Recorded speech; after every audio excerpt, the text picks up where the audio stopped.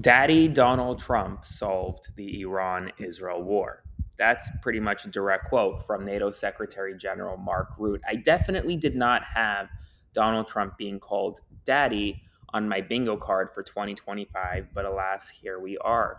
Donald Trump is at the NATO summit and he was speaking alongside NATO Secretary General, and Mark Rutte said that Iran and Israel could be compared to two children fighting on a school playground, and that daddy, referring to Donald Trump, came in with some harsh language and solved the conflict. Now, I I was a bit shocked when I heard him call Donald Trump daddy, but alas, that's where we are in 2025. But Donald Trump, meanwhile, and his Secretary of Defense, Pete Hegseth, are now admitting that there is uncertainty over the extent of the damage in Iran's nuclear sites after a Defense Intelligence Agency report suggested that Iran's program may only have been delayed by a few months. Donald Trump is now wavering between calling it, quote, very severe, acknowledging the intelligence was very inconclusive, and, well, he's still saying that the site was, quote, obliterated, but he's not as convinced as before. And meanwhile, Secretary of Defense Pete Hegseth downgraded. It was originally the sites were complete obliteration. Now they're, quote, moderate to severe damage. Israeli officials are also expressing mixed assessment. Now, here's the thing.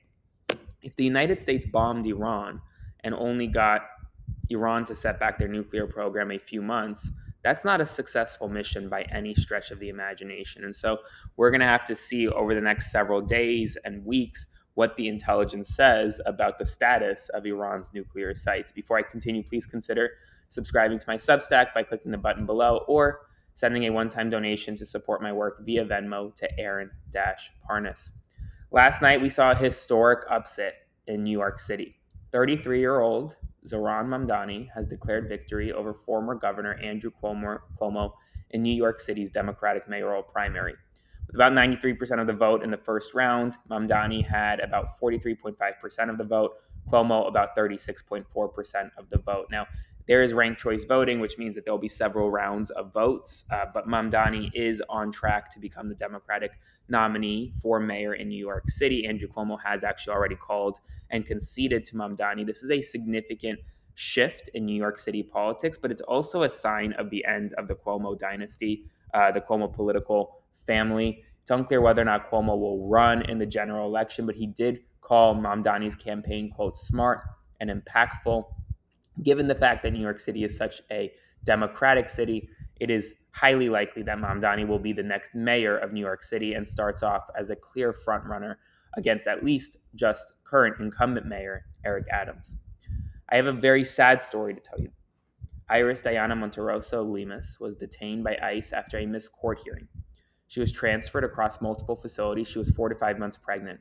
She ultimately lost her midterm pregnancy at the Ridgewood Correctional Center in Louisiana after being denied adequate care for days.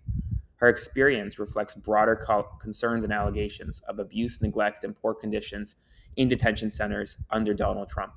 She was literally forced to eat spaghetti with roaches, forced to sleep on the ground for days, and despite begging and pleading with guards, she did not receive an ultrasound to check in on the status of her child, and as a result, lost her pregnancy.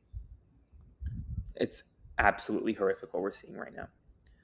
At the NATO summit today, Donald Trump confirmed U.S. commitment to the alliance, saying, quote, I stand with Article 5. In addition, Iran's parliament passed a bill to suspend all further cooperation with the International Atomic Energy Agency. Any final decision, however, will be left off to the supreme leader of Iran and the national security apparatus in the country. Iranian Foreign Ministry, the spokesperson for the Iranian Foreign Ministry acknowledged that Iran's nuclear facilities were, quote, badly damaged, which is a shift from previous public assessments, which said that they weren't really hit at all. In addition, a federal appellate court ordered the Trump administration to try and return yet another undocumented migrant who was deported to El Salvador in violation of a lawful court order. It's now the fourth time since March courts have intervened over improper or illegal deportations. Mike Johnson is now saying that he believes the War Powers Act, which is a Nixon-era law limiting the presidential authority to conduct war without congressional approval, is unconstitutional. And Republican Senator Lisa Murkowski is now open to becoming an independent and caucusing with Democrats. We'll see what happens next. Spread the word. As always, subscribe to my Substack to support by clicking the button below, and I'll see you once again this evening.